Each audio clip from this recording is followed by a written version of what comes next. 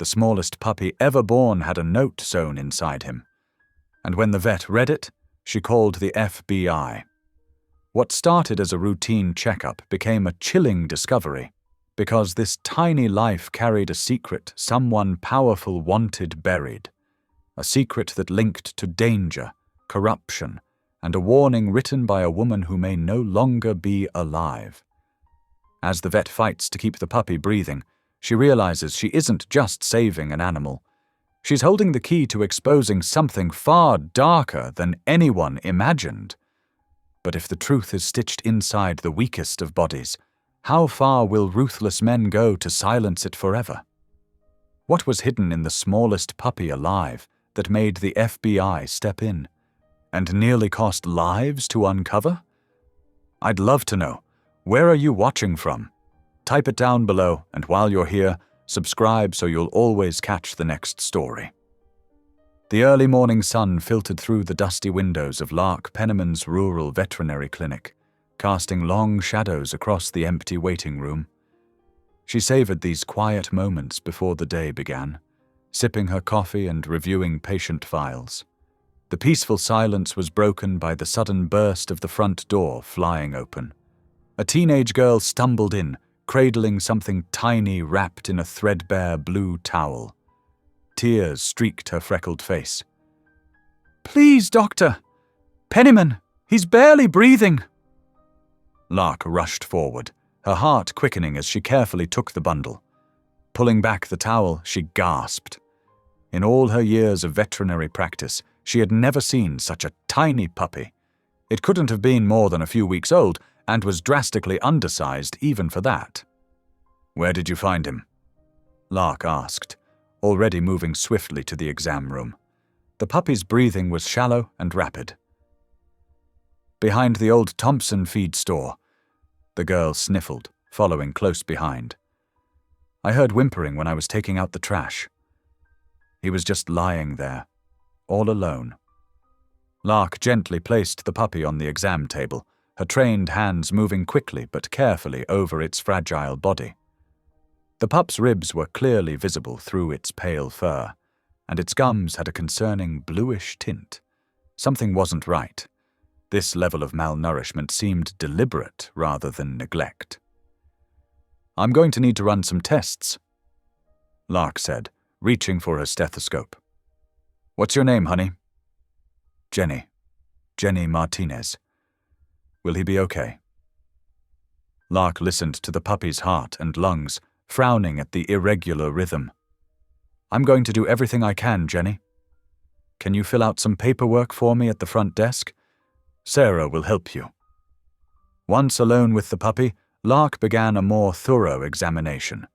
As she ran her fingers along its side, she felt something unusual, a line of stitches nearly hidden in the fur along the flank.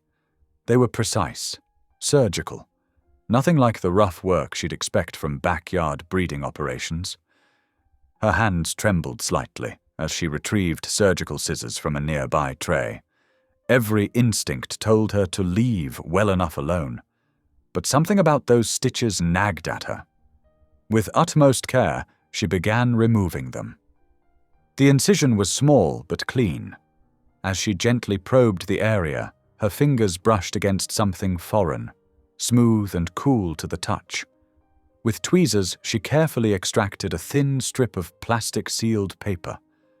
Her breath caught as she unrolled it, revealing hurried handwriting. "Criminal operation at Hollander Kennels. Puppies used as carriers. Don't trust anyone. Do not call Sheriff Riggins. Maren Hollander." Lark's hands shook as she read the note again. Memories flooded back. Memories she'd tried hard to suppress. 5 years ago, she'd discovered irregularities in drug trial data at the research facility where she worked. She'd reported it, done everything by the book. But no one had believed her. Her reputation had been destroyed, her career in research ended. Only one person had taken her seriously, FBI Special Agent Tamsin Rourke. The puppy whimpered softly, drawing her attention back to the present. She quickly administered fluids and antibiotics, her mind racing. The Hollander Kennels was one of the most prestigious breeding operations in the county.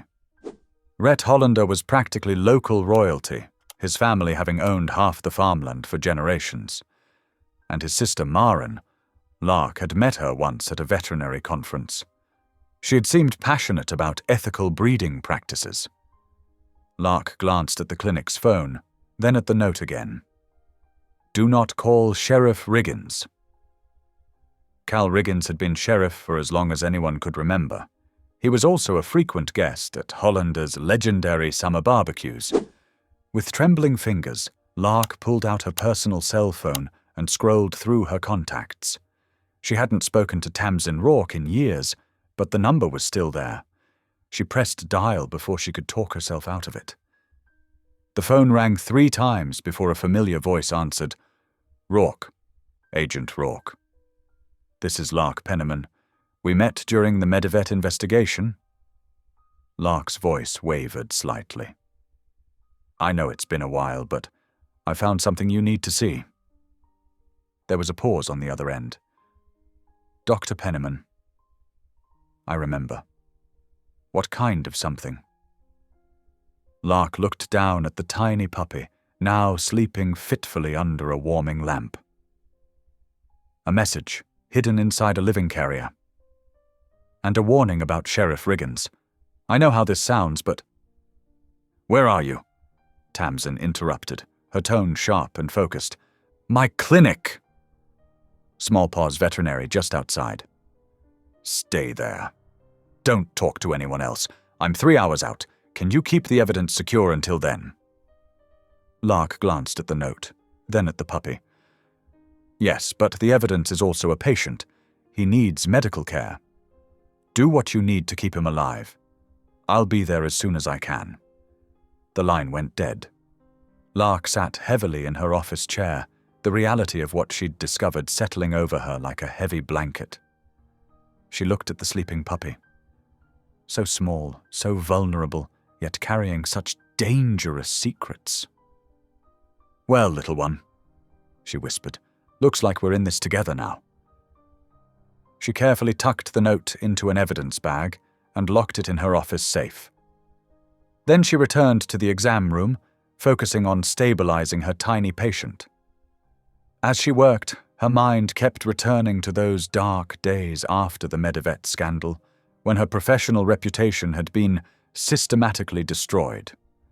She had sworn never to get involved in another investigation, to keep her head down and focus on running her small clinic. But looking at this innocent puppy, used as a living envelope for desperate messages, she knew she couldn't walk away. Whatever was happening at Hollander Kennels, whatever had driven Maren to such desperate measures, it had to be exposed, even if it meant putting herself at risk again. The morning ticked by slowly. Jenny left reluctantly after Lark assured her the puppy would be well cared for. Other patients came and went, routine vaccinations, a cat with an abscess, an elderly dog with arthritis. Lark handled each case professionally, but her attention kept drifting to the tiny puppy in the recovery kennel and the explosive secret hidden in her safe. Every time a car drove past the clinic, she tensed, wondering if it was Tamsin arriving, or someone who had discovered what she'd found. The warning about Sheriff Riggins weighed heavily on her mind. In a small town like this, law enforcement was supposed to be a source of safety, but she remembered all too well how quickly supposed allies could turn when powerful interests were threatened. Just before noon, she heard the distinctive crunch of tires on gravel. Her heart jumped as she peered through the blinds, but it was only Mrs. Henderson bringing in her Persian cat for its monthly grooming. Lark forced herself to breathe normally. The puppy was improving gradually, taking small amounts of formula and showing more alertness. You need a name, she murmured as she checked his vital signs. Something that fits your important role in all this. She thought about the hidden message he had carried, like an entry in a secret ledger. How about Ledger? Not very cute, I know, but it fits. The newly named Ledger blinked at her, with dark eyes that seemed too knowing for such a tiny creature. Lark couldn't help but wonder what other secrets were being carried by puppies from Hollander kennels. What kind of operation would use innocent animals this way? And most troubling of all, where was Maren Hollander now? The minutes crawled by like hours as she waited for Tamsin to arrive.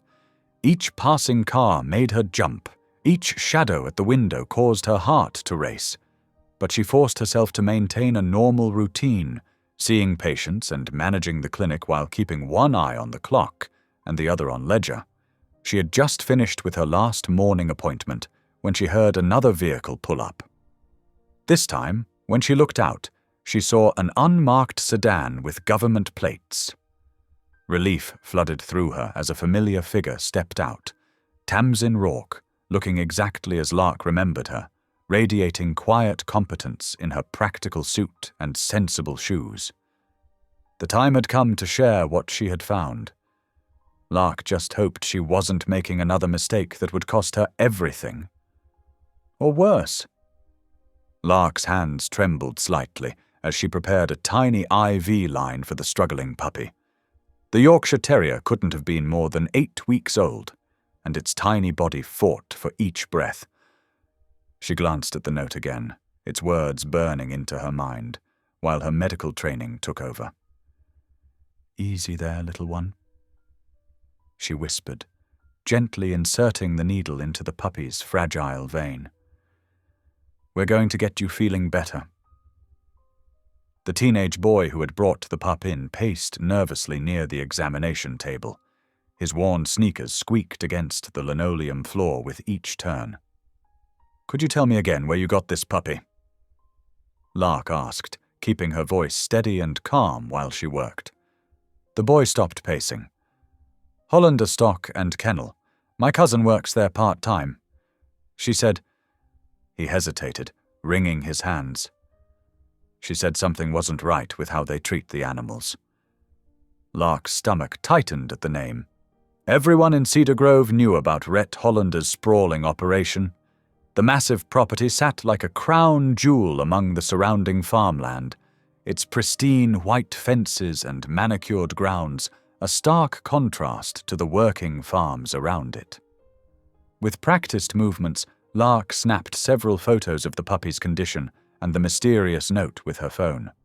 She pulled up her encrypted email, a habit she'd developed after her previous whistleblowing experience, and sent everything to Special Agent Rourke's secure address. Her fingers added a quick message. "Urgent. Connected to Hollander Stock and Kennel. Need your expertise." The puppy's breathing began to steady as the fluids and medication took effect. Lark grabbed her stethoscope, listening to the tiny heart. The rhythm was stronger now, more regular. Is the puppy going to be okay?" the boy asked, his voice cracking.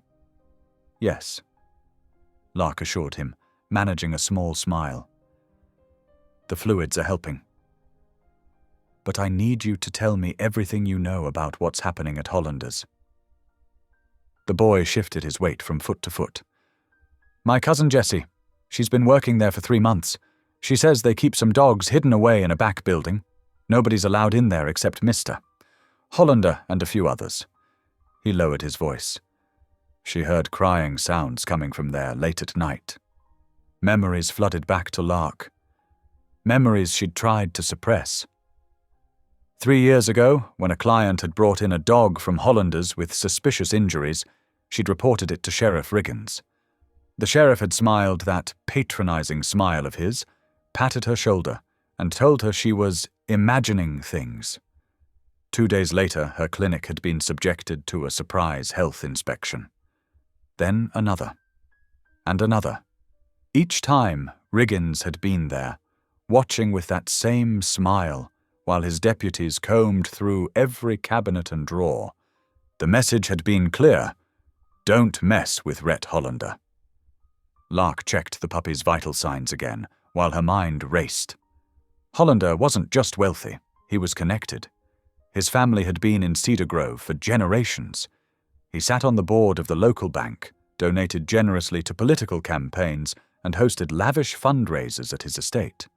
Sheriff Riggins was a frequent guest at these events, always leaving with a warm handshake, and, rumors suggested, a thick envelope. "Your cousin Jessie," Lark said carefully. "Has she seen anyone else visiting that back building? Maybe at unusual hours?" The boy nodded slowly. "She said fancy cars come sometimes, late at night.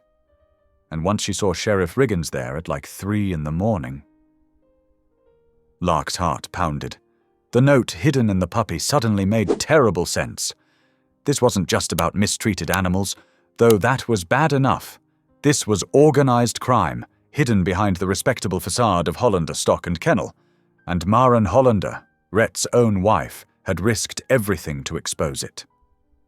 The puppy stirred on the examination table, letting out a tiny whimper. Lark stroked its head gently, feeling the delicate bones beneath the soft fur. How many other animals had suffered? How many people had looked the other way because of Hollander's influence? She thought of her own past, the research facility where she'd discovered violations, the evidence she'd gathered, the superiors who'd dismissed her concerns. When she'd finally gone public, they'd destroyed her reputation, branded her as unstable and attention-seeking. Only Agent Rourke had believed her, had helped her salvage enough of her career to start this small clinic. Now here she was again, facing another powerful institution, another web of corruption. Her hands shook slightly as she changed the puppy's IV bag. The boy watched her with worried eyes. "Dr. Penniman, should I tell Jessie to quit her job there?" Lark considered her words carefully. "Tell her to be very careful, and to document everything she sees, but discreetly. No photos, nothing that could get her caught. Just mental notes." She checked her phone. No response from Rourke yet. The puppy's breathing had stabilized further, its tiny chest rising and falling in a steady rhythm now. "Can you stay with the puppy for a few minutes?" she asked the boy. "I need to get some medications from the back." In her small office, Lark closed the door and leaned against it, taking deep breaths. The weight of what she was facing pressed down on her. Hollander's influence reached into every corner of Cedar Grove. If she pursued this, he would come after her clinic, her license, everything she'd rebuilt. But then she thought of Maren Hollander, desperate enough to hide a cry for help inside a puppy's stitches. She thought of Jessie, witnessing suspicious activities in that back building. She thought of all the animals and people who might be suffering behind those pristine white fences. Her hands steadied as she straightened up. She'd lost everything once before by standing up for what was right. She'd survived. She'd rebuilt. And she'd do it again if she had to. Lark gathered the medications she needed and returned to the examination room. The boy was gently petting the puppy, which had finally fallen into a peaceful sleep. "I'll need to keep the puppy here for observation," she said, "but I want you to know something." She waited until he met her eyes. "You did the right thing bringing it here. And your cousin Jessie, she's brave for paying attention and speaking up." The boy managed a small smile. "What happens now?" "Now," Lark said, checking the puppy's vital signs one more time. "We make sure this little one gets healthy. And we wait to hear from someone I trust, someone who can help us deal with what's really going on at Hollander's." She didn't add what she was thinking, that Hollander's influence was like a poison in Cedar Grove's veins, protected by Sheriff Riggins and others who benefited from the corruption. That somewhere in that massive estate, Maren Hollander might be in danger for trying to expose the truth. That by helping this one small puppy, Lark had stepped into something far larger and more dangerous than animal abuse. But she knew, with absolute certainty, that she couldn't walk away. Not this time. Not when she might be the only person in a position to help. The puppy sighed in its sleep, tiny paw twitching as it dreamed. Lark smiled despite her fears. Whatever came next, saving this little life had been worth it. And maybe, just maybe, it would be the first step toward exposing the darkness hidden behind Hollander's prestigious name. The autumn night wrapped around Lark like a cold blanket as she parked her truck behind the abandoned Fairview grain silo. Her headlights caught the gleam of two other vehicles already waiting, Agent Rourke's government-issue sedan and what must be Detective Salgado's unmarked car. Her heart pounded as she killed the engine, plunging everything into darkness. This was it. After a week of careful surveillance and gathering intel, they were finally moving on the evidence they needed. The tip had come through Rourke's channels, a scheduled late-night delivery to this remote storage facility, well away from Hollander's main property. Lark grabbed her veterinary kit from the passenger seat and slipped out into the night. Gravel crunched under her boots as she made her way toward the looming shadow of the silo. The familiar smell of old grain and rust filled her nostrils. "Over here," came a low whisper.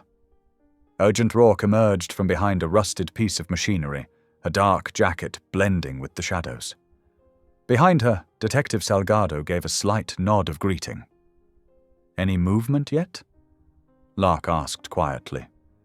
"2 trucks pulled in about 15 minutes ago."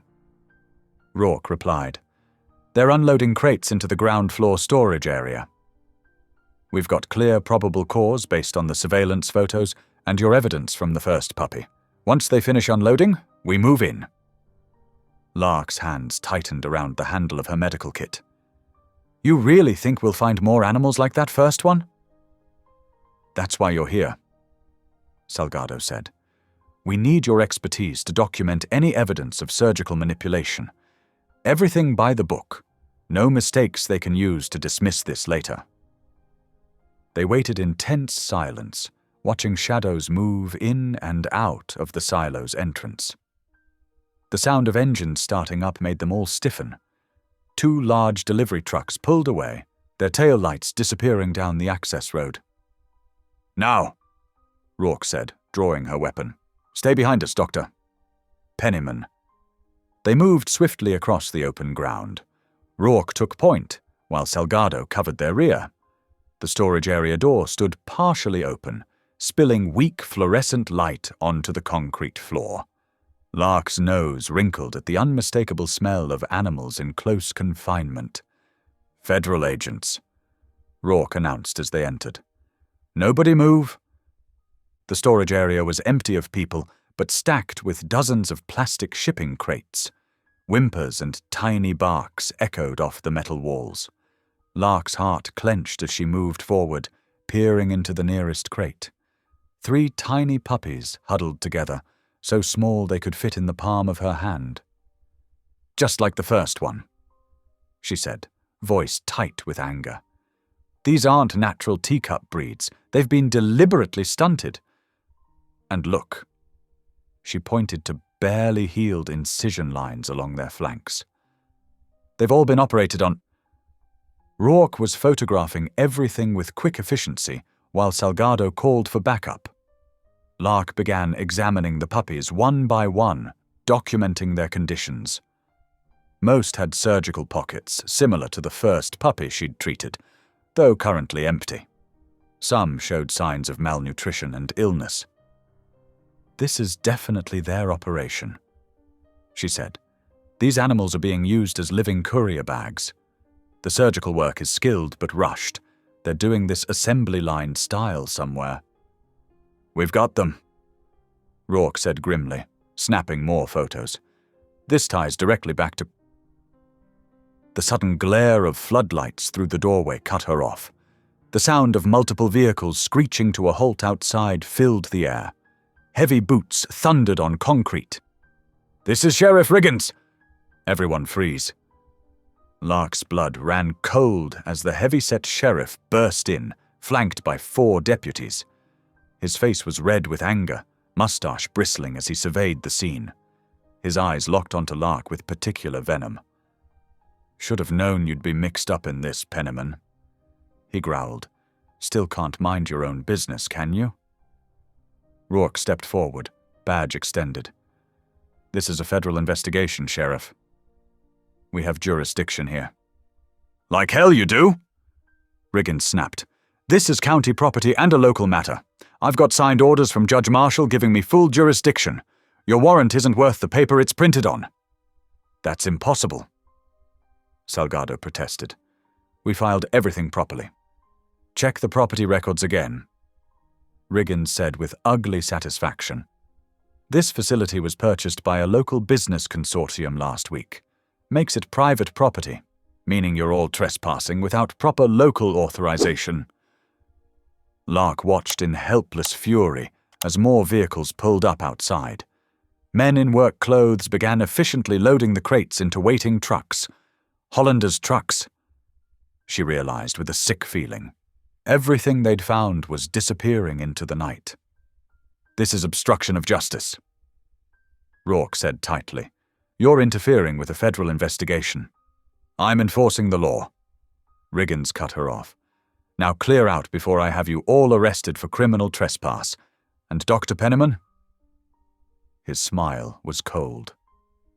Expect a visit from the State Veterinary Board. I'm sure they'll be very interested in hearing about you breaking and entering, interfering with legitimate business operations. Lark wanted to scream in frustration as they were forced to watch their evidence being methodically removed. Within 20 minutes, the storage area was empty again, as if they'd never found anything at all. The trucks rumbled away into the darkness, carrying proof of Hollander's operation with them. Outside, Rourke was on the phone, voice tight with controlled anger as she reported to her superiors. Salgado stood with his hands clenched into fists, staring after the disappeared trucks. I'm sorry, Lark said quietly. I should have warned you how deep Riggins is in Hollander's pocket.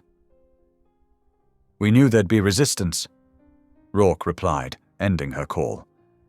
But they were ready for us.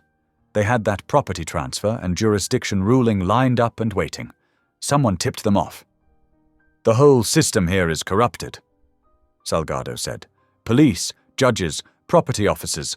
Hollander's got them all bought and paid for. Lark leaned against her truck, feeling the cold metal against her back. The night air seemed to press down on her, heavy with defeat. All their careful work, undone in minutes by Riggins and his practiced interference. Those poor animals disappeared back into whatever cruel operation was using them as disposable couriers. What do we do now? She asked. We regroup, Rourke said firmly. They may have blocked us this time, but they also showed their hand. We know exactly how they operate now, and next time we'll be ready for their tricks. But Lark barely heard the agent's determined words. All she could think about were those tiny, suffering animals vanishing into the night, and how vast and untouchable Hollander's influence suddenly seemed. They'd thought they were closing in on evidence, but instead they'd been shown just how deeply the corruption ran in Cedar Grove. She climbed into a truck, hands shaking slightly on the steering wheel. The first real push against Hollander's operation had been swatted away like it was nothing. And now she had the State Veterinary Board to worry about. Another way they could hurt her, threaten her livelihood. But as she started the engine, Lark felt something hardening inside her. They might have lost this battle, but she wasn't giving up. Those animals needed someone to fight for them. And if the system was this corrupted, then maybe it was time to start thinking outside of it. Lark sat in her dimly lit clinic office, staring at her phone as Special Agent Rourke's words sank in. The morning sun was barely peeking through the blinds, casting long shadows across her desk. Maren Hollander's death 3 weeks ago wasn't just unexpected, it was suspicious. Rourke's voice crackled through the speaker. The local medical examiner ruled it natural causes, but my contact at the state lab found traces of a compound that wouldn't show up in routine testing. Lark's hand trembled as she stroked the tiny puppy sleeping in her lap. So Maren knew something was coming. That's why she used this little one to send her message. Exactly. And those surgical scars on the pup aren't just evidence of cruelty. They're proof of how they're operating. Rourke paused. We need to move carefully here. Hollander has too many friends in high places. The clinic's front door chimed, and Coletta Ames bustled in, her curly hair escaping from its messy bun.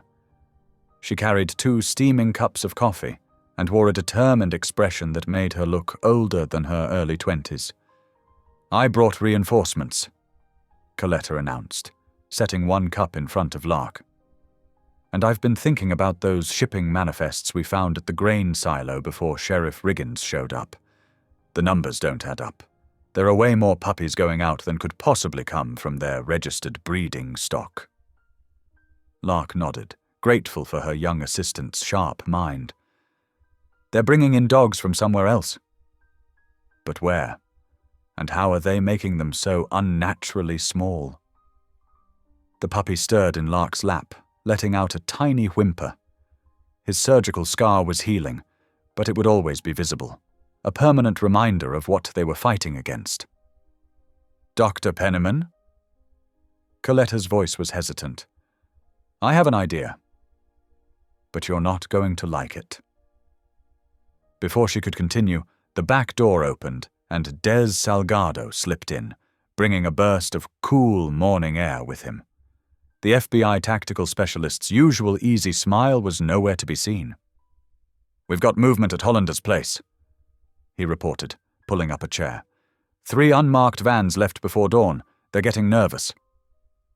Lark felt her stomach twist. They know we're onto something, after the silo raid.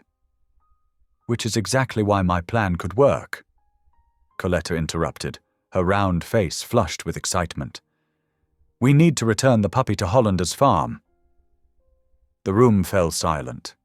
The puppy snuffled in his sleep, oblivious to the tension around him. Absolutely not, Lark said firmly, holding the tiny dog closer. He's evidence. And he's finally starting to recover. That's exactly why it's perfect, Coletta insisted. Think about it. You show up, all apologetic about the mix-up, saying you found their missing puppy. They won't expect it. We could plant trackers, get photos of the operation. She's right. Rourke's voice came through the phone. It's risky, but it might be our best shot at getting inside. We lost too much when Riggins interfered at the silo. We need hard evidence that can't be explained away. Lark's hands shook as she lifted her coffee cup. The thought of walking into Hollander's territory made her chest tight with fear. She'd seen what happened to whistleblowers. Her own career had been destroyed when she'd tried to expose wrongdoing at her previous job. But Maren's final warning echoed in her mind. Someone had to stand up to them. We'd need a solid plan, Des said, leaning forward. Multiple backup positions, surveillance, emergency extraction routes, and Dr. Penniman would need a convincing cover story. Coletta was already pulling out her notebook, her pen flying across the page. I can help with that. I know all the local gossip about Hollander's kennel. We can make it sound completely natural. The puppy woke up, stretching his tiny paws and looking at Lark with trusting eyes. She thought about all the other animals still trapped in Hollander's operation, about Maren's desperate attempt to expose the truth before her death. If we do this, Lark said slowly, we need to be absolutely certain we can protect any evidence we find. No loose ends that Riggins can dismiss. I'll bring in a trusted team, Rourke assured her.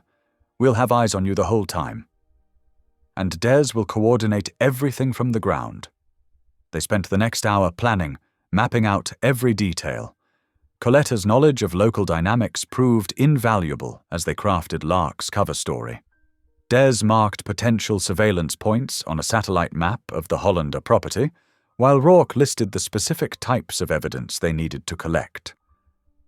Remember, Rourke emphasized, we're not just looking for animal abuse. This is about money laundering, trafficking, and corruption. The puppy courier system is just the tip of the iceberg. Lark held up the tiny dog, examining his healing scar. You're our living testimony, little one. The proof of what they've done that they can't hide or explain away. We should give him a name, Coletta suggested softly. Something meaningful since he's helped us uncover all this. Ledger, Lark decided, surprising herself, because he's carrying the record of their crimes right here in his scars. The puppy, Ledger, wagged his tail, and for a moment Lark's fear was overshadowed by determination. She thought of Maren, who had risked everything to get a warning out, who had paid the ultimate price for trying to expose the truth. Tomorrow morning, Lark announced, her voice steadier than she felt. We'll do it tomorrow morning when they're likely to have the most activity happening on the farm. The busier they are, the less likely they'll be to notice anything suspicious about my visit. I'll have 3 teams in position before dawn, Des confirmed, marking final points on his map. 2 surveillance units and 1 rapid response team, just in case. And I'll be monitoring everything from the field office, Rourke added. The second we have solid evidence, we can move in with federal authority. Riggins won't be able to interfere this time. Coletta touched Lark's arm gently. I know you're scared. We all are, but this is bigger than us now. Lark nodded, watching Ledger curl up for another nap. The tiny puppy had survived so much already. Surgery, being used as a courier, nearly dying from neglect. Yet here he was, fighting to recover, carrying the truth in his very flesh. We'll need to get everything ready today, she said, standing up and gathering her resolve. Coletta, help me prepare a medical kit, something that looks routine but has everything we might need. Des, you'll need to show me exactly where all the teams will be positioned so I know where to try to maneuver any conversations. They worked through the morning, fine-tuning every aspect of the plan. Lark tried to focus on the practical details rather than her growing anxiety.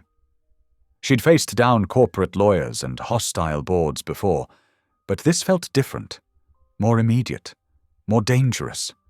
But every time her courage wavered, she looked at Ledger's scar and remembered Maren's final act of bravery.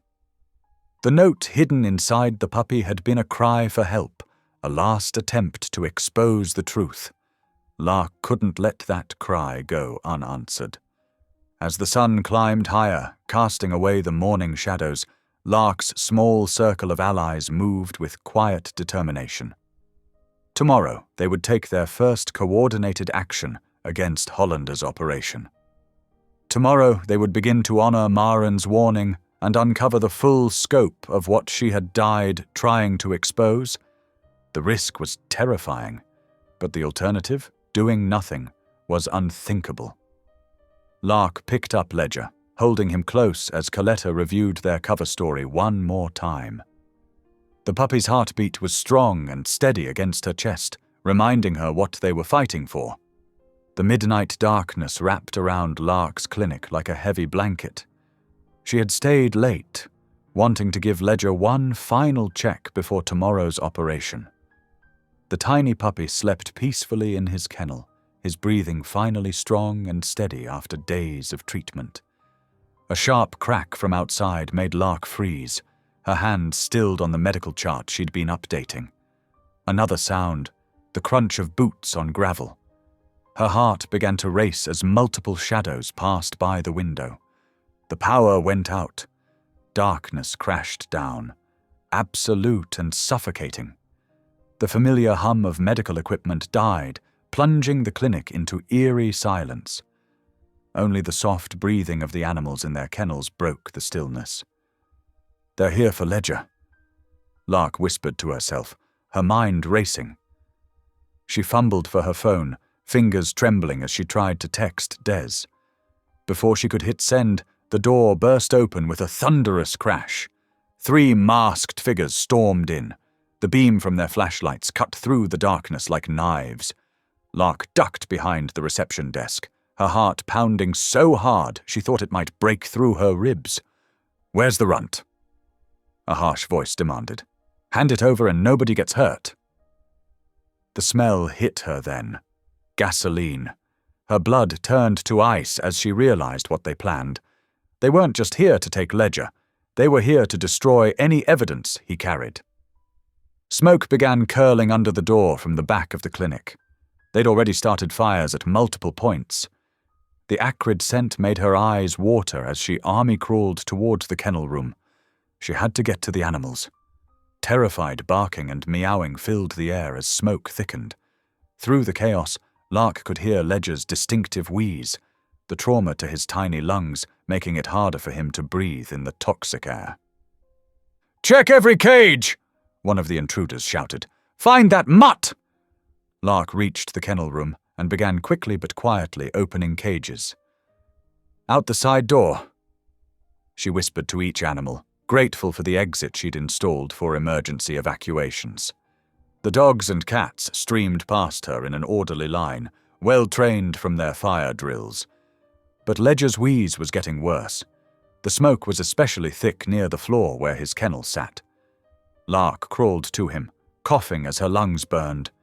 The tiny puppy was gasping, his airway starting to close from the irritation.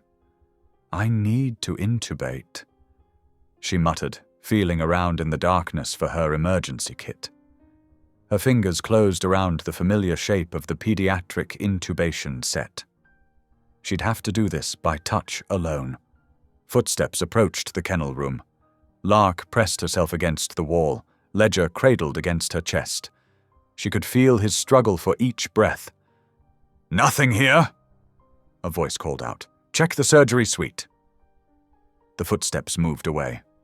Lark didn't waste a second. Working entirely by feel, she carefully inserted the tiny tube into Ledger's trachea. Her fingers moved with practiced precision, finding the right path despite the darkness and danger.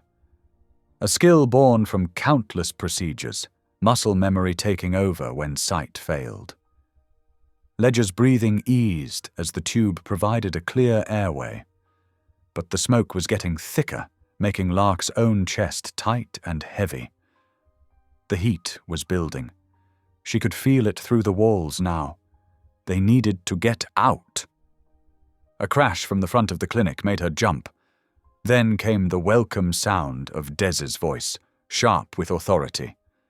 "Federal agents, freeze!" Chaos erupted. Footsteps pounded, shots rang out, voices shouted.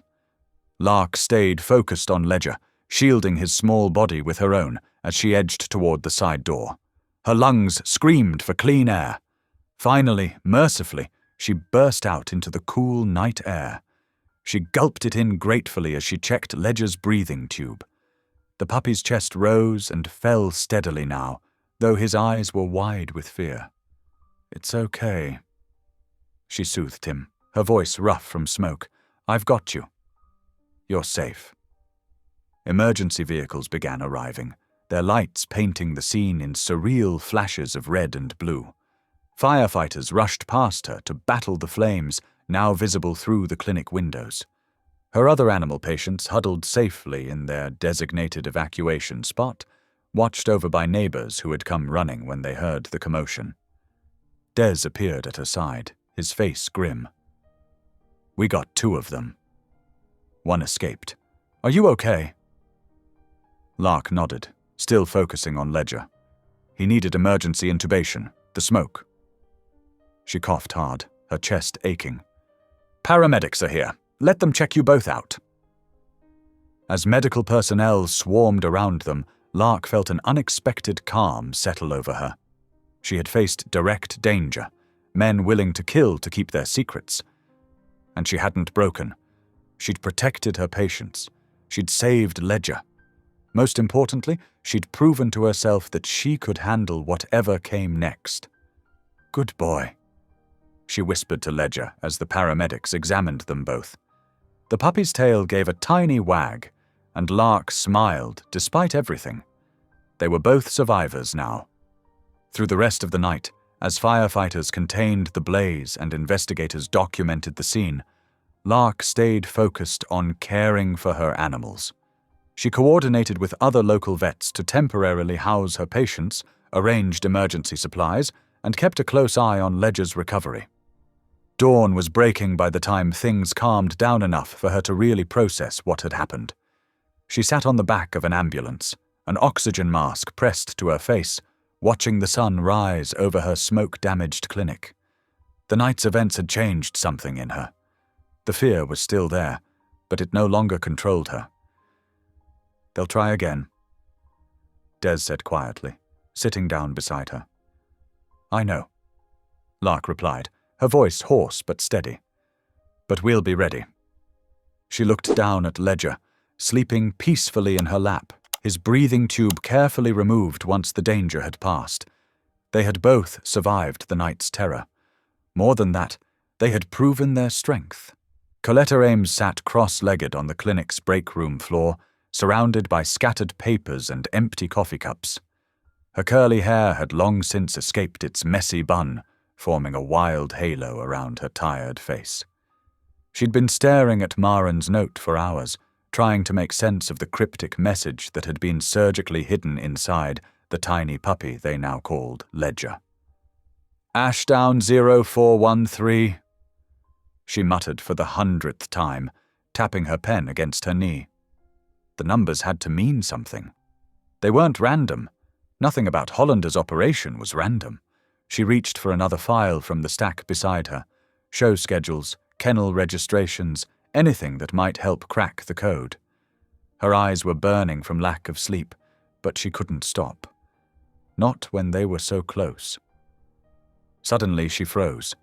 The spring show calendar lay open in her lap, and there it was, the Ashdown Classic, one of the biggest dog shows in the region. It was scheduled for April 13th. "Oh my gosh!" she whispered, her heart beginning to race. 0413, April 13th. She scrambled to her feet, papers flying everywhere as she rushed to find Dr. Lark, the veterinarian, was in the recovery area, checking on Ledger, who was finally starting to gain weight after his ordeal. "Dr. Penniman!" Coletta burst into the room, clutching the show calendar. "I figured it out. The numbers in Maren's note. They're a date." Lark looked up from Ledger's cage, her expression curious but cautious. "Tell me everything." Coletta spread the calendar on the examination table, pointing excitedly. "See? The Ashdown Classic is coming up on April 13th. That's what 0413 means. And look at this." She pulled out another document, the show's ring assignments. Hollander's kennels always compete in Ring 4. Always. Understanding dawned in Lark's eyes. "The dog shows," she said slowly. "They're using the shows as cover." "Exactly!" Coletta was practically bouncing now. Think about it. What better way to move money around than through champion breeding dogs? The prices are already astronomical, and nobody questions it when a prize-winning puppy sells for thousands of dollars.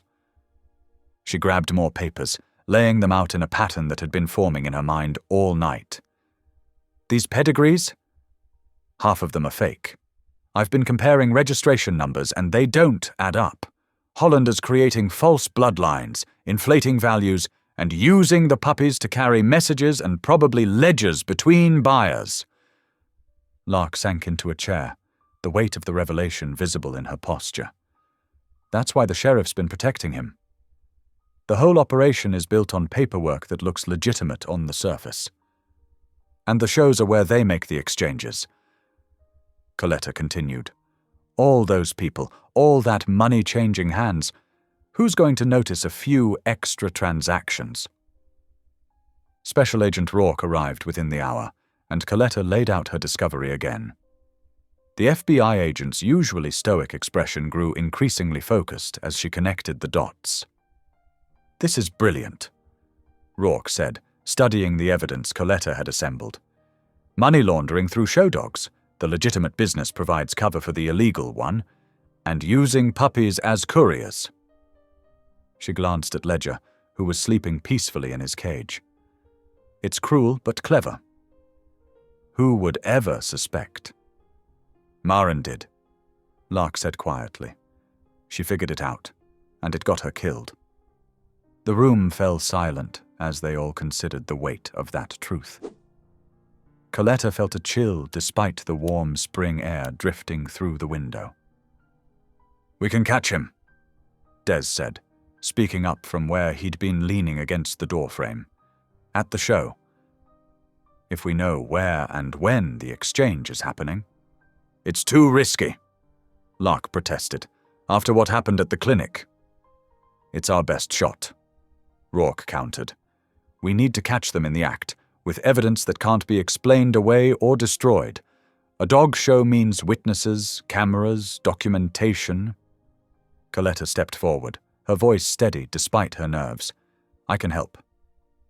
I know these shows inside and out, the schedules, the procedures, where everyone will be. And..." She hesitated, then pressed on. "I can get close to Hollander's team. They know me from previous events." Lark started to object, but Coletta held up her hand.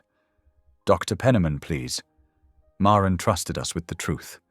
We have to see this through." The veterinarian looked around the room at their small but determined group. Rourke with her tactical experience, Des with his street smarts, Coletta with her knowledge of the show world, and Ledger, the tiny survivor who had brought them all together. "Okay," Lark said finally. "But we do this smart. We do this right. No one else gets hurt." They spent the next hours planning, mapping out the showgrounds, identifying potential exchange points, and establishing their roles. Coletta's hands shook slightly as she drew diagrams of the ring layouts, but her voice remained firm as she explained the intricate choreography of a major dog show. "The judging schedule gives us cover to move around without looking suspicious," she explained. "And I can volunteer as a ring steward. That'll put me right in the middle of things." "I'll coordinate with trusted agents," Rourke said. "We'll need eyes everywhere, but they'll have to blend in with the crowd." "What about Riggins?" Des asked the question they'd all been avoiding. "He'll be there," Lark said grimly. "Hollander will make sure of it." "But maybe."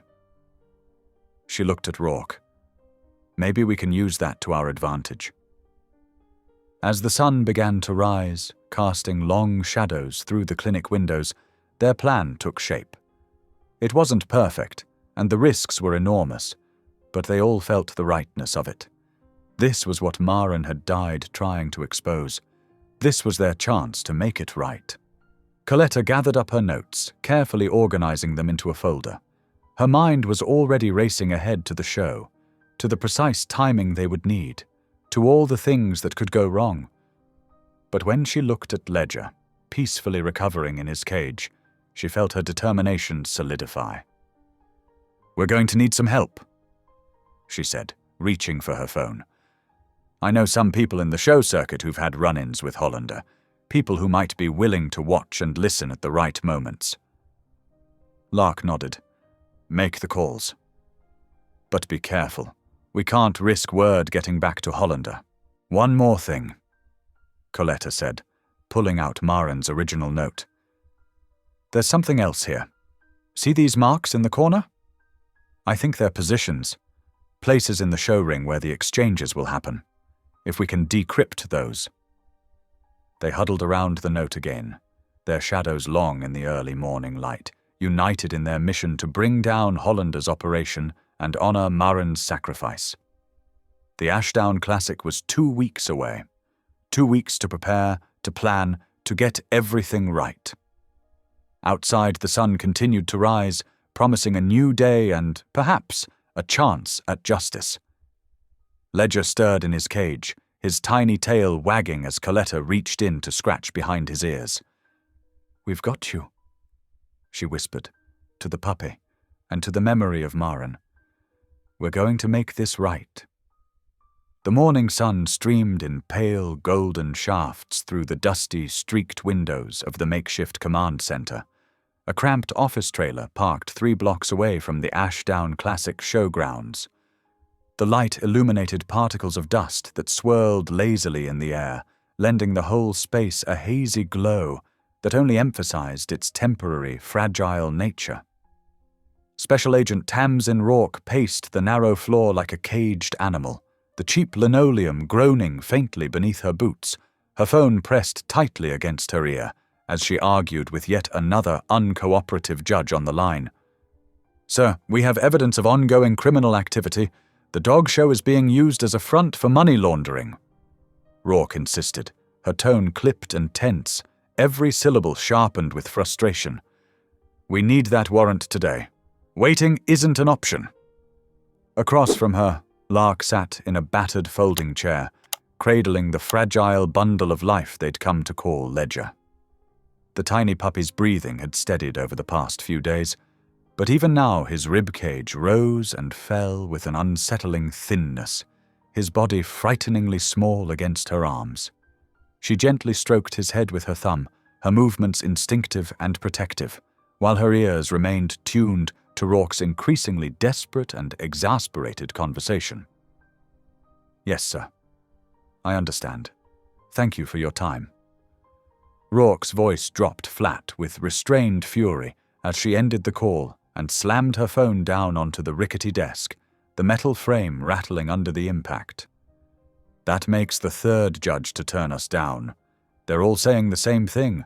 Not enough concrete evidence to justify disrupting such a prestigious event. Prestige seems to weigh more than justice. Hollander's influence runs deep." Lark murmured quietly, her mind flashing back to the memory of Sheriff Riggins shutting down their grain silo operation with a single dismissive order. She knew firsthand how power and reputation bent the rules. "But we can't wait for a warrant. The show starts in just 2 hours, and this might be our only chance to catch him before everything vanishes again."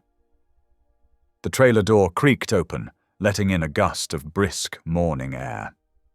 Des Salgado stepped inside, balancing cardboard coffee cups that steamed in the coolness. "Security's tight out there," he reported grimly. "Lots of local deputies providing support. Riggins has his people crawling all over the place, and they're watching everything that moves." Lark stood slowly, careful not to jostle Ledger, who shifted sleepily in her arms. She pressed the puppy close against her chest like a shield. "Then we stick to the plan. I'll take Ledger in myself. Nobody is going to question a veterinarian bringing a sick puppy to a dog show. It's the one role I can slip into without suspicion." "It's too dangerous," Rourke protested instantly, her voice cracking slightly under the strain. "Without a warrant, we can't provide you with proper backup inside. If Hollander even suspects who you really are—" "He won't," Lark interrupted firmly, her tone leaving no room for doubt. "He's too arrogant. To him, I'm just another small-town vet he thinks he can intimidate into silence. Besides," she glanced down at Ledger's trusting little eyes, "this little one needs to be there. He's our proof, the living piece of evidence they can't deny." The puppy squirmed weakly in her arms, stretching his paws before trying to lick her chin. Despite everything, the surgery that nearly killed him, the smoke inhalation from the fire at the clinic, and the cruel way he'd been used as nothing more than a living envelope, his spirit remained unbroken. Lark drew quiet strength from that defiance, from his refusal to give in. "At least let me wire you," Des suggested, already pulling out a tiny microphone and earpiece from his equipment bag. His fingers were quick and precise, betraying how often he'd repeated this ritual. Lark gave a short nod. "Just remember, we have to wait until we locate whatever's in crate 0413. That's what Marin's note was pointing us toward. It has to be something enormous, something so explosive that they killed her just to keep it hidden." As Des fitted the wire and adjusted the earpiece, Lark's hands trembled slightly despite her steady voice. Her thoughts turned unbidden to Maren Hollander, a woman she had never met, yet whose final desperate act of courage had set every piece of this chain reaction in motion. Whatever evidence Maren had hidden away, it had cost her everything. Lark's jaw tightened. She couldn't allow that sacrifice to be wasted. The Ashdown Classic was staged in an enormous, restored barn, its weathered beams rising like cathedral arches above the bustling crowd. Flowing white fabric was draped from rafter to rafter, twinkling string lights casting a soft glow that lent the space an almost ethereal grandeur. The morning air buzzed with excitement, the soundscape alive with barking, laughter, and the steady murmur of handlers preparing their prize animals. Gleaming dogs pranced toward the entrance, every coat brushed to perfection. Lark joined the throng, Ledger tucked carefully against her, forcing her shoulders to relax, and her expression to remain neutral despite the hammering of her heart. Inside, the barn had been transformed into a dazzling showcase of canine perfection. Grooming stations lined both walls, where dogs were brushed, trimmed, and powdered to impossible standards of beauty. The central ring gleamed beneath harsh spotlights, surrounded by rows of folding chairs already filling with eager spectators. And there he was, Rhett Hollander, standing near the judge's table as though it were his throne. His tailored jacket and polished boots screamed of inherited wealth and cultivated charm. His easy smile dazzled the onlookers, but Lark saw through it instantly, past the veneer of polish to the predator beneath. He was a man who turned living, breathing animals into disposable vessels for his crimes. Hollander's eyes swept lazily across the crowd until they found her. For a heartbeat, time seemed to stall. Lark's breath caught as he excused himself from his circle of admirers and strode directly toward her with predatory confidence. "Dr. Penniman?" he greeted, his voice smooth as honey, dripping with practiced warmth. "What an unexpected pleasure. I wasn't aware you handled show animals." Lark forced her lips into a polite smile. "Mr. Hollander, actually, I'm here with this little one. He needs specialized care, and I thought the show's veterinary station might have supplies I've run short on." Hollander's gaze dropped to Ledger, and something dark, sharp, and unmistakable flickered behind his eyes. "Fascinating specimen," he said slowly. "Rather familiar looking. Where did you say you acquired him?" "A rescue case," Lark replied, fighting to keep her voice steady, willing her pulse not to betray her. "Poor thing was half-starved when he came to me. How fortunate he found his way into such capable hands." Hollander's smile curled wider, but never touched his eyes. "Though I must admit, he looks a little under the weather. Perhaps he should be quarantined. We wouldn't want him exposing our champions to anything unfortunate." The threat in his words was unmistakable. Before Lark could formulate a reply, the speakers overhead crackled with static, and an announcement rang out, summoning handlers to prepare for the first judging category. "If you'll excuse me," Hollander said with a mock bow, all polite edges. "Duty calls. Do enjoy the show, Doctor, and do keep that little one close." As he turned and walked away, Lark exhaled a shaky breath she hadn't realized she was holding. In her ear, Rourke's voice whispered urgently, "He knows. Move fast. Find that crate before he does." Lark threaded her way towards the back of the barn, where storage areas were separated by flimsy partitions. Her pulse thundered in her ears as she scanned for crate 0413, painfully aware of Hollander's eyes shadowing her every move. The main ring erupted in applause as judging began. She used the swell of noise as cover, slipping deeper into the shadows at the rear. Stacks of travel crates and equipment cases loomed like a maze. Her eyes darted over the painted numbers. 0410, 0411, 0412. There. Wedged half-hidden behind a pile of chairs, a large crate labeled 0413 sat innocuous and waiting. Kneeling beside it, Lark feigned adjusting Ledger, while her free hand traced its edges with deliberate care. Ledger whimpered softly, shifting against her arm. As her hand brushed his side, she froze. There, a slight ridge under his fur, nearly invisible. Another surgical pocket, hidden so precisely she had missed it before. "There's another note." She breathed into her wire. Marin must have hidden it as backup. "Don't remove it yet," Rourke cautioned instantly. "We need—" A shadow loomed suddenly over her. Lark looked up into the cold, hard stare of one of Hollander's handlers. His stance blocked the light, his voice curt. "This area's restricted, ma'am." "I'm so sorry," Lark stammered, clutching Ledger closer as if shielding him. "I was just looking for a quiet place to examine my patient." "Let me escort you back to the public area," he said, his meaty hand clamping around her arm like iron. He began steering her away, but Lark's eyes flicked past him in time to see Hollander himself striding towards the storage space, phone pressed to his ear, fury blazing across his face. "Rourke!" Lark whispered urgently into her mic. "He's checking the crate. Whatever's in there, he's about to move it. We're running out of time." "Copy that," came Rourke's calm but clipped response. "Hold on to that puppy. Backup's moving in now." The handler tightened his grip, guiding her toward a side door instead of back towards the crowd. Panic sparked in Lark's chest as she realized he was taking her somewhere private, somewhere no one would see what came next. Then suddenly multiple voices thundered, "FBI!" from different corners of the barn. The handler's grip faltered in shock, and Lark wrenched free with all her strength, clutching Ledger protectively against her. Chaos exploded instantly.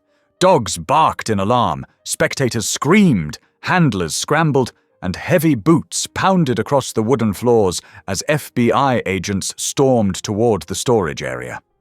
Through the blur of bodies, Lark caught a fleeting glimpse of Hollander's face as agents surrounded him. The polished charm was gone, stripped away entirely, leaving only cold fury burning in his eyes.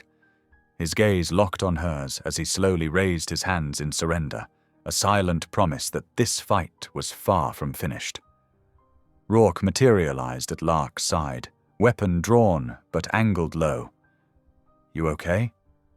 she asked breathlessly. Lark nodded, trembling but refusing to collapse. "We did it. Whatever evidence Marin left, it's safe now. Both pieces of it." She stroked Ledger's head as he nestled into her chest, finally able to simply be what he was, a puppy who had endured and survived against impossible odds. Amid the commotion, Rourke's voice rang out steady and authoritative as she read Hollander his rights. The words carried across the silent show ring, shattering the carefully maintained illusion of the Ashdown classic. The glittering facade had collapsed completely, revealing at last the ugly truth hidden beneath its polished perfection. The overhead lights in the show barn suddenly went black, plunging everything into darkness. Screams erupted from the crowd as confusion rippled through the space. Lark clutched Ledger tighter to her chest, her heart hammering against her ribs. "Nobody move!" Sheriff Riggins's voice boomed through the darkness. The heavy double doors crashed open, letting in shafts of daylight that caught on raised gun barrels. Deputies poured in behind him, their boots thundering across the wooden floor. "This is a local police matter now," Riggins declared, his bulk filling the doorway. "FBI agents, lower your weapons and stand down immediately." Rourke's voice cut through the chaos. "This is a federal operation, Sheriff. You have no jurisdiction here. I have every right to protect the citizens of this county from unauthorized federal overreach." Riggins shot back, his face flushed red with anger. "Now stand down before someone gets hurt." The confusion created a perfect distraction. Through the maze of shadows and bodies, Hollander suddenly lunged forward, shoving Lark hard from behind. She stumbled, losing her grip on both Ledger and the precious crate they'd found. The heavy container crashed onto its side with a splintering crack. Ledger tumbled from her arms, landing hard on the wooden floor. The tiny puppy let out a sharp yelp of pain that quickly turned into a desperate wheeze. Lark's blood ran cold as she recognized the sound. His fragile airways were collapsing again. "No, no, no," she whispered, dropping to her knees beside him.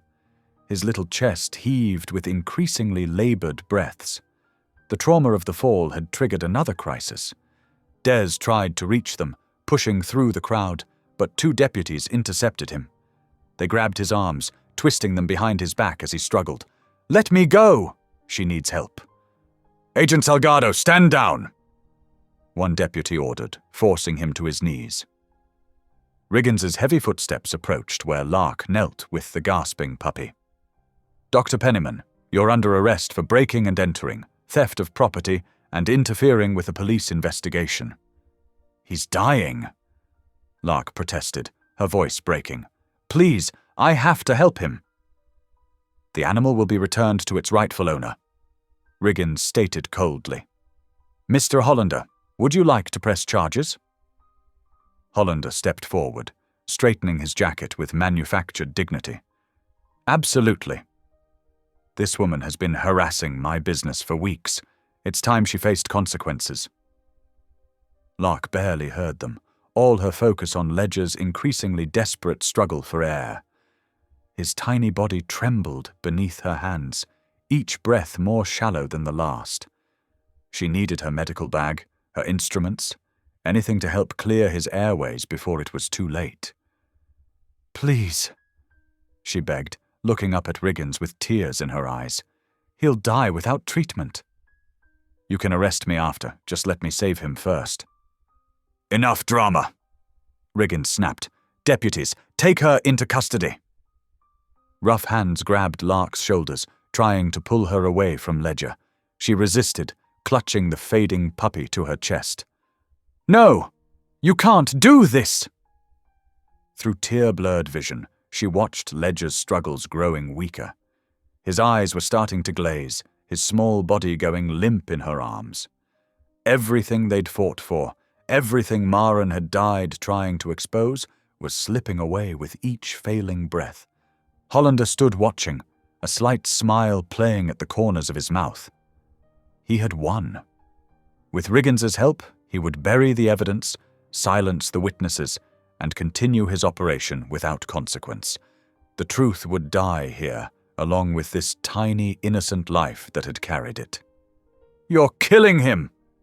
Lark choked out, her voice raw with despair and fury. "He's just a baby, and you're letting him die to protect your secrets." "I'm simply reclaiming stolen property," Hollander replied smoothly.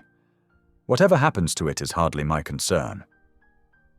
Ledger's breathing had become almost imperceptible now, his small body barely moving. Lark could feel him slipping away, powerless to stop it. Around her, deputies continued subduing the FBI agents while Riggins barked orders and maintained control of the scene. The darkness that had started with the lights going out seemed to be spreading, consuming everything. Their careful plans, their hopes for justice, and most devastatingly, the fragile life fading in Lark's arms. She held Ledger close, whispering broken apologies as tears fell onto his soft fur. "I'm so sorry," she murmured. "I tried. I promised I'd protect you, and I failed." The deputies moved in closer, handcuffs ready. Des was already restrained, watching helplessly as the operation they'd worked so hard to build crumbled around them. Rourke stood with her hands raised, fury evident in every line of her face as Riggins's corrupt authority undermined weeks of careful investigation. Through it all, Hollander remained untouchable, watching the scene unfold with the satisfied air of a man who knew the system would always work in his favor. The evidence in Crate 0413 would disappear, Maren's hidden message would never see the light of day, and another tiny victim would be sacrificed to protect his empire of greed and cruelty. In Lark's arms, Ledger's struggles grew fainter with each passing second. The tiny life that had brought them this far, that had carried Maren's final plea for justice, was slipping away in the darkness of Hollander's victory. Through the chaos of the darkened barn, Coletta's eyes darted frantically around, searching for anything that might help. Her gaze landed on a red metal handle mounted on the wall, the emergency sprinkler valve. Her heart pounding, she remembered all the times she'd noticed it during setup, how the barn staff had warned everyone to keep clear of it. "Please work," she whispered, lunging toward the valve with trembling hands. The metal was cool against her palm as she gripped it firmly and yanked down with all her strength. For a terrifying second, nothing happened. Then a loud groan echoed through the pipes overhead, followed by a tremendous rush of water. The sprinklers burst to life, sending sheets of water cascading down throughout the massive space. People screamed and scrambled, some covering their heads, others rushing to protect the show dogs. But something else was happening, something unexpected. As water flooded across the barn's wooden floorboards, previously invisible seams began to appear. Hidden panels, swollen by the sudden deluge, started to crack and buckle. First one split open, then another and another. "Oh my gosh!" Coletta gasped as packets of papers and leather-bound books came tumbling out, scattering across the wet floor. The water soaked into them immediately, but the plastic wrapping protected many of the documents inside. The backup generators kicked in with a mechanical whir, flooding the barn with harsh fluorescent light. In that stark illumination, the truth lay exposed for everyone to see. Ledgers, banking documents, and stacks of what looked like breeding certificates spread out like damning evidence across the soaked floor. Rhett Hollander's face twisted with rage as he saw years of careful planning literally washing away before his eyes. With a roar of fury, he lunged toward Lark, who was still cradling the struggling puppy in her arms. "You've ruined everything!" he screamed, hands outstretched like claws. But before he could reach her, a blur of motion intercepted him. Des Salgado crashed into Hollander's midsection with the force of a linebacker, driving them both to the wet floor with a spectacular splash. They slid several feet across the slick surface, wrestling for control. "Don't move!" Des commanded, using his weight to pin the larger man down. Water continued to rain down on them as Hollander thrashed and cursed. Sheriff Riggins stood frozen, his service weapon half raised, water dripping from the brim of his hat. His eyes darted between Hollander, the scattered evidence, and the chaos around him. But something made him hesitate, the glint of camera lenses catching the fluorescent light. All around the barn's upper level, news cameras and cell phones were recording everything. The color drained from Riggins's face as he realized his position. Years of looking the other way, of taking bribes and protecting Hollander's interests, all of it caught on dozens of cameras. His hand began to shake, the weapon wavering uncertainly. "Put it down, Cal," Lark said quietly, still holding the tiny puppy close to her chest. "It's over." More spectators were pulling out their phones now, documenting every moment. The water continued to pour down, and more hidden compartments were giving way, spilling their secrets. Show dogs barked and whined, adding to the cacophony of voices and running water. Riggins' gaze met Hollander's desperate eyes, seeing the silent plea there, the expectation of loyalty bought with years of payoffs and favors. But then he looked at all those cameras again, at all those witnesses. His arm slowly lowered, the fight going out of him like air from a balloon. "I can't," he muttered, more to himself than anyone else. "Not this time." The puppy in Lark's arms gave a tiny cough and started breathing more easily, as if the very air had cleared with Riggins' surrender.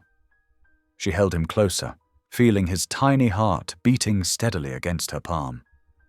Through the rain of the sprinklers, FBI agents were now moving in, securing the scattered evidence in plastic bags and taking control of the scene. Agent Rourke appeared at Lark's side, her usually pristine suit now soaking wet but a satisfied smile on her face. "Looks like Maren left us more than just notes," she said, gesturing to the exposed hiding places. She knew exactly where they kept everything. All around them, the truth was literally floating to the surface. Years of careful documentation of illegal transactions, falsified pedigree papers, and money laundering schemes, all preserved in waterproof packaging, as if Maren had known this day might come. She had turned their own secrecy against them, using their hidden compartments as evidence vaults. Coletta made her way back to Lark's side, water streaming from her curly hair. "I wasn't sure it would work," she admitted, watching as agents continued to gather evidence. "But I remembered something Maren wrote in her notes about water damage being their biggest fear. I figured there had to be a reason." Des maintained his hold on Hollander, who had finally stopped struggling and lay defeated on the wet floor. The proud man's expensive clothes were soaked through, his carefully maintained image literally and figuratively washed away. The sprinklers finally began to sputter and slow, but their work was done. The barn floor was covered in floating papers and exposed ledgers, while stunned spectators continued to record everything on their phones. There would be no covering this up, no making it disappear with a few well-placed bribes or threats. The truth had broken free, just as Maren had planned. Riggins stood with his hands raised as FBI agents approached to take him into custody. His expression was a mix of resignation and relief, as if a heavy burden had finally been lifted from his shoulders. Years of compromise and corruption had led to this moment, and now it was time to face the consequences. Through it all, Lark kept the puppy warm and protected, this tiny survivor who had carried the first clue that started everything. In a way, he represented all the innocent lives that had been used and discarded by Hollander's operation. But now, like the truth itself, he was free. The morning sun filtered through the courthouse windows, casting long shadows across the polished floor as Lark sat in the front row of the gallery. Her hands trembled slightly as she held Ledger, the tiny puppy who had become so much more than just evidence. His warm weight against her chest helped steady her nerves as she watched Rhett Hollander being led into the courtroom in handcuffs. The once proud man looked diminished in his orange jumpsuit, his usual commanding presence reduced to sullen glares. Behind him came Sheriff Cal Riggins, also in custody, his face ashen as he avoided meeting anyone's eyes. The badges and authority that had once protected them now lay stripped away, leaving only the truth exposed. Special Agent Tamsin Rourke stood at the prosecutor's table, arranging documents with careful precision. She caught Lark's eye and gave a small, encouraging nod. The gesture brought back memories of that chaotic night at the Ashdown Classic, when everything had finally broken open. "All rise," called the bailiff, and the rustling of movement filled the courtroom. The proceedings moved forward with deliberate weight. Prosecutors presented evidence, waterlogged ledgers recovered from the barn, surgical tools used to create hidden compartments in puppies, testimony from former employees who had witnessed the operation firsthand. But the most damning evidence came from Maren Hollander's final acts of courage, the 2 hidden notes that had started it all. When Lark took the stand, Ledger remained quietly curled in her arms. The judge had made a special allowance, understanding the puppy's significance to the case. As she recounted finding the first note, her voice grew stronger with each word. The stitches were professional, but wrong. She explained, her fingers ghosting over Ledger's healed flank. No legitimate veterinary procedure would have required that kind of incision. When I found Maren's message inside... She paused, gathering herself. I knew I couldn't ignore it, no matter how scared I was. From the defendant's table, Hollander's face twisted with rage, but he could do nothing. His lawyer placed a restraining hand on his arm. Lark continued, describing the attack on her clinic, the desperate fight to keep Ledger alive, and the final showdown at the dog show. The sprinklers exposed everything, she said. All the hidden compartments in the crates broke open. There were ledgers everywhere, showing exactly how they'd used the animals to move money and drugs. When she finished testifying, Rourke stood to address the court. "Your Honor, Doctor.